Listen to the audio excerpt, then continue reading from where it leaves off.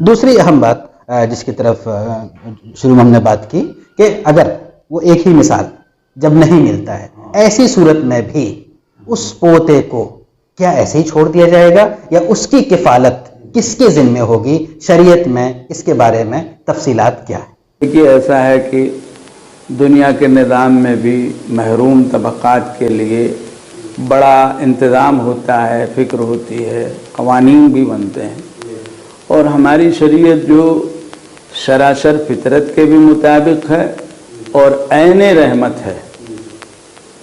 یہاں جب جو لوگ ہمارے ہم مذہب نہیں، جو لوگ ہمارے رشتہ دار نہیں، وہ ضرورت مند ہوں، جس عنوان سے صحیح، ان کی فکر کا حکم ہے اور ان پر خرچ کرنے کی بڑی اہمیت ہے. حتیٰ کہ بعض مواقع میں قرآن کریم میں نماز اور زکوٰۃ سے پہلے ضرورت مندوں پر خرچ کرنے کی بات کہی گئی.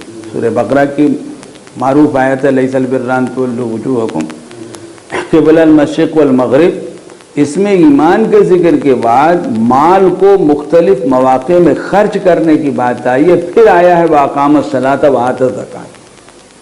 تو جب عام انسانی نظام میں ان چیزوں کی طرف بڑی توجہ ہے، بیوہ، مسکین، غریب، پریشان حال، تو ہمارے یہاں تو یہ نظام بڑا مضبوط اور معروف ہے. زکوٰۃ کا پورا نظام، جس میں ہم دیکھتے ہیں کہ ضرورت مندوں کا ہر طبقہ آ گیا ہے. حتیٰ کہ ایک آدمی صاحب وسعت ہے لیکن اتفاق سے فی الحال کچھ ایسی صورت ہو گئی، سفر میں ہے، پیسے نہیں ہیں، شریعت نے زکوٰۃ اس کو بھی دلائی. تو یہاں تو اس کا سوال ہی نہیں تھا. بیوہ، یتیم، ان کی کفالت کی بڑی ہی تاکید اور بڑی ہی تعریف و توصیف ہے. عام یتیم یعنی مسلمانوں کا یتیم جو اجنبی ہو یا رشتہ دار ہو، دور دراز کا گھر کا نہ ہو، اس کی کفالت، اس کی بڑی اہمیت ہے، بڑی فضیلت ہے.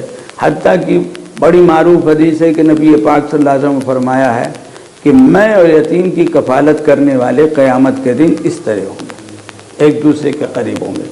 یہاں یہ نہیں ہے کہ وہ یتیم گھر کا ہو، کسی یتیم کے سر پر ہاتھ پھیرنا شفقت اور محبت کا، اس کی بڑی فضیلت.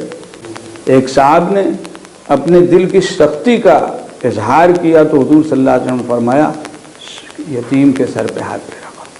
تو یہ کیسے ہو سکتا ہے کہ اپنا یتیم ہو، اپنے گھر کا یتیم ہو اور شریعت اس کا نظام نہ بنائے؟ شریعت نے کسی کو بھی بے یار و مددگار نہیں چھوڑا. اولاً تو گھر کے لوگ، قریبی رشتہ دار، جو لوگ خاص طور سے وراثت کے نظام سے تعلق رکھتے ہیں، حقدار و حصہ رکھتے ہیں، ان کو مکلف بنایا ہے کہ وہ اپنے قرابت کے حق اور وراثت کے حق کے مطابق فکر کریں ایسے لوگوں کی کہ جو کسی وجہ سے محروم ہیں اور ضرورت مند ہیں، وہ فکر کریں. اور پھر قریبی رشتہ داروں کے بعد آگے دوسرے رشتہ دار جو ہیں ان پر ذمہ داری ڈالی ہے، وہ فکر کریں.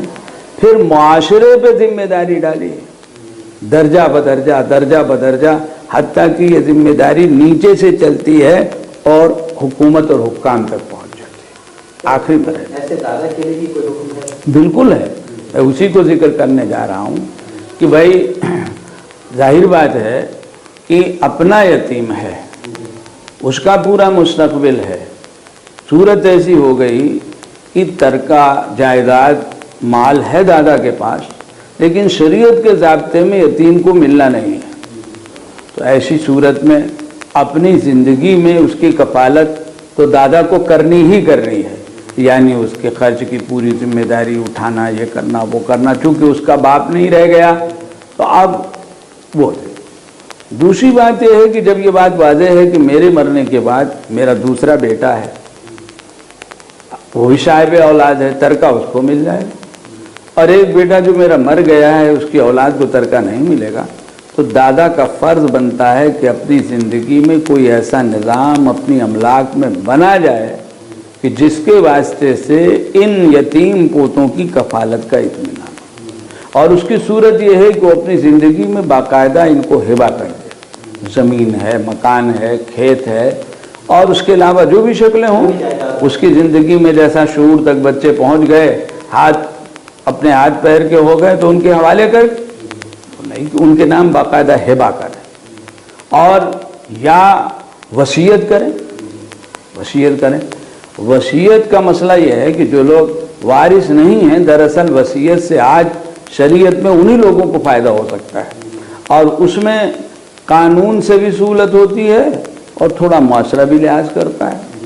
تو ظاہر ہے دادا کا ایک فرض یہ بنا، زندگی میں باقاعدہ دے دو، قبضہ دے دو، لکھا دو، ان کا بنا دو، یا کم از کم ترکے کی نسبت سے وصیت کر جاؤ، تو تہائی ترکے میں ظاہر ہے کہ انسان کو حق ہے کچھ بھی تصرف کرنے کا، تو اس میں محروم پوتے کے لیے بھی وہ بہت کچھ کر سکتا ہے۔ پھر دادا کے بعد ظاہر بات ہے کہ اگر چچا ہے، قریبی جو رشتہ دار ہیں، پھوپھی ہے وغیرہ ذالک، تو ان لوگوں پر بھی ذمہ داری عائد ہوتی ہے کہ وہ فکر کریں، اس کی قریبی جو رشتہ دار ہیں وہ فکر کریں، اور پھر اسی کے ساتھ یہ بات آگے بڑھتی چلی جاتی ہے۔ ہماری شریعت نے جو نظام بنایا ہے اس میں ایسا نہیں کیا ہے کہ کوئی لاوارث ہو کر ضائع ہو جائے۔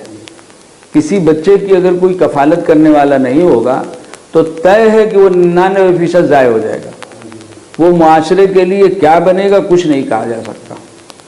اسی لیے شریعت نے نسب وغیرہ کے نظام میں کچھ ایسا رکھا ہے کہ کوئی بچہ ایسا نہ ہونے پائے حتی الامکان کہ جس کے لیے یہ ہو کہ بھائی تمہارا تو کوئی باپ نہیں ہے، کوئی پالنے والا نہیں، جاؤ، جو بچہ ایسا ہو گیا۔ تو یہ نہیں ہے کہ یتیم کو بے یار مددگار چھوڑ دیا جائے گا۔ سب سے پہلے تو دادا کا فرض بنتا ہے، پھر چچا کا فرض بنتا ہے، جو لوگ اس درجے میں ہیں، کہ وہ باقاعدہ ان کو کچھ دیں، ہبہ کریں وغیرہ ذالک کریں۔ ہبہ کیے بغیر ہی فرض بنتا ہے، لیکن زیادہ بہتر بات ہے کہ باقاعدہ ہبہ کر دیں، ملکیت ہو جائے، اس کو واضح کر دیں، تاکہ بسا اوقات جو تنگ ذہن قسم کے لوگ ہوتے ہیں، اعزا ہوتے ہیں، قریبی بھی ہوتے ہیں، بسا اوقات گھر کے افراد بھی ہوتے ہیں، ان کی طرف سے کوئی زیادتی نہ ہونے پائے۔ مولانا، چونکہ لوگوں میں یہ مسئلہ صحیح طریقے سے لوگوں کے اندر واقفیت نہیں ہے، تو ایسے بسا اوقات یہ مثالیں ملتی ہیں، واقعات ہوتے ہیں کہ ایسے بچوں پہ ظلم ہو جاتا ہے، نہ صرف نہ ملتا ہے بلکہ جو کچھ مل سکتا ہو اس سے بھی محرومی ہوتی ہے۔ تو کیا اس تناظر میں کچھ بیداری پیدا کرنے کی اس خاص انداز میں ضرورت ہے؟ صحیح ہے۔ دیکھیے، شریعت کے بہت سے مسئلے بڑے موٹے موٹے ہیں، لوگوں کے سامنے ہیں۔ اب جیسے یہی ہے بھائی، ایک باپ مرا، 2 بیٹے ہیں، یا ایک بیٹا مر چکا ہے، اس کی اولاد ہے، یہ تو سب کو پتہ ہے ہمارے یہاں کہ یتیم کا کیا حق ہے، اس کا بھی حق ہے، جو کچھ بھی ساری چیزیں۔ لیکن اس کے باوجود جب مزاج صحیح نہیں ہوتا ہے تو تمام طرح کی زیادتیاں ہوتی ہیں۔ بھائی بھائی کا حق مار لیتا ہے، بھتیجا تو بہت دور کی بات ہے، تمام چیزیں ہوتی رہتی ہیں۔ ضرورت اس بات کی ہے کہ جو جلسے ہوتے ہیں، مجلسیں ہوتی ہیں، ان مجلسوں میں حسب موقع اس انداز کی چیزیں سامنے لانی چاہیے لوگوں کے کہ دیکھو شریعت نے یہ حق رکھا ہے، اور صرف یہی نہیں لانا چاہیے کہ بھائی یہ ذمہ داری ہے، اس کی فکر کریں اور اس کا نظام بنائیں۔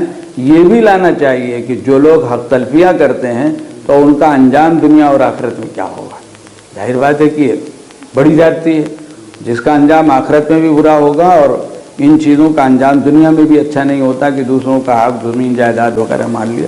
تو یہ چیزیں تو ساجد کے ائمہ بھی اس میں رول ادا کر سکتے ہیں۔ بالکل کر سکتے ہیں۔ جمعے کے دن جو خطاب ہوتا ہے، اور جمعے میں خطاب ضرور ہونا چاہیے حدود کا لحاظ رکھتے ہوئے، اس میں ظاہر بات ہے کہ معاشرے کے یہ سارے جو موضوعات ہیں حسب موقع آتے رہنے چاہیے۔ جو بھی ہمارے مسئلے ہیں، عقائد وغیرہ کی باتیں جیسے مناسب آتی ہیں، ایسے ہی معاملات کی، معاشرت کی، حقوق کی 10-15 منٹ کے بیان میں مختصراً آنا چاہیے۔ 365 جمعے سال میں ہیں، ہر جمعے میں اگر ایک منظم طور پر کچھ بات اس طرح کی کہی جائے तो उसका नफ़ा बहुत होगा, अच्छा पैगाम होगा। अच्छी बात यह है कि आवाम में जुमे की नमाज का बड़ा एहतमाम है, शहरों में भी देहातों में भी। एक तबका 90% या इससे आगे वो है कि जो जुमे के अलावा बकिया नमाजों में आता नहीं, और आए तो कुछ ज़्यादा वक्त भी नहीं देता। मिसाल आए मस्जिद में बैठे, कोई मजलिस हो भी रही है तो फिर वो उसमें शरीक नहीं होते, लेकिन जुमे में लोग वक्त देते हैं, उससे फ़ायदा उठाते हुए ये सारे मौज़ूआत जो इस तरह के ज़रूरत के हैं, ये लोगों के सामने लाने चाहिए और रखने चाहिए। कुछ हजरात के दिल में सही एक दाइया जज्बा पैदा होगा और इंशाअल्लाह खैर की शक्लें सामने आएंगी। जज़ाकल्लाह, शुक्रिया। नाज़रीन, आप देख रहे थे हमारा ख़ास प्रोग्राम तफ़हीम शरीयत, और आज हमने बात की बहुत ही अहम मौजू पे कि यतीम पोते के लिए शरीयत में क्या इंतज़ामात किए गए हैं। मौलाना हमारे जो आज मेहमान थे हज़रत मौलाना उबैदुल्लाह सदी साहब, उन्होंने बड़ी तफसील से आपके सामने बात रखी। ज़रूरत है कि हम इस मसले को समझें और दूसरों तक भी इस मसले को पहुँचाएँ, ताकि न सिर्फ गलतफ़हमी दूर हो बल्कि जो हुकूक़ अदा नहीं किए जा रहे हैं उसकी तरफ भी हमारी तवज्जो हो। बहुत बहुत शुक्रिया, जज़ाकल्लाह।